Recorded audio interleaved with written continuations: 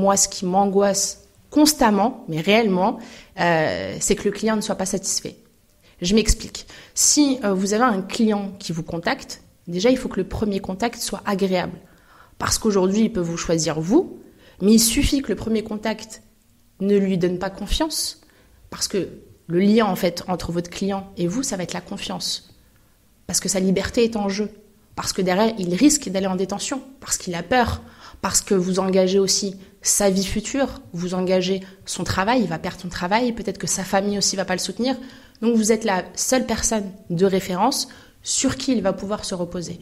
Ça, c'est la première chose. La deuxième chose, c'est l'angoisse, c'est-à-dire au cours de la relation client, de ne pas être assez réactif lorsqu'il vous contacte. Parce qu'il a peur, parce que peut-être qu'il a des questionnements vis-à-vis de son dossier, parce que peut-être le dossier, vous ne l'avez pas reçu à temps, et que lui se dit « Maître, c'est pas normal quand même, mon dossier, ça fait 1 semaine et vous l'avez toujours pas reçu. » Mais vous êtes dépendant des contraintes aussi des juridictions. Vous êtes dépendant des réponses des tribunaux. Donc, il y a cette angoisse que vous devez en fait matérialiser, expliquer, vulgariser au client en expliquant que vous êtes là pour lui, mais que vous êtes aussi dépendant de la lenteur et de la justice, malheureusement.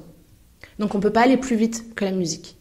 Et enfin, troisième point et troisième angoisse, c'est-à-dire toujours sur le circuit de la première approche avec le client jusqu'à la fin du dossier, c'est de lui donner entière satisfaction jusqu'à la fin.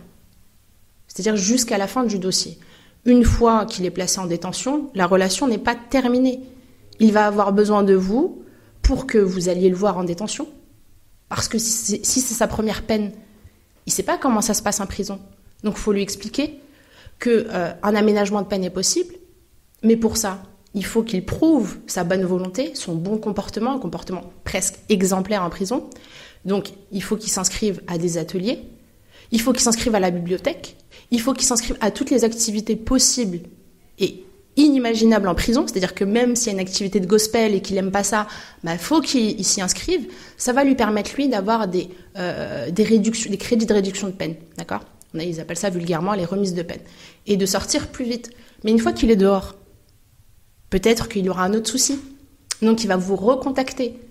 Et si vous n'êtes pas disponible, ou si vous l'avez accompagné uniquement jusqu'à l'audience et qu'ensuite vous ne donnez plus de nouvelles, en principe, il va aller voir un autre avocat. C'est aussi simple que ça. Donc, en fait, l'angoisse, elle est située sur le rapport, en tout cas pour ma part, que j'ai avec le client, de satisfaction et de qualité.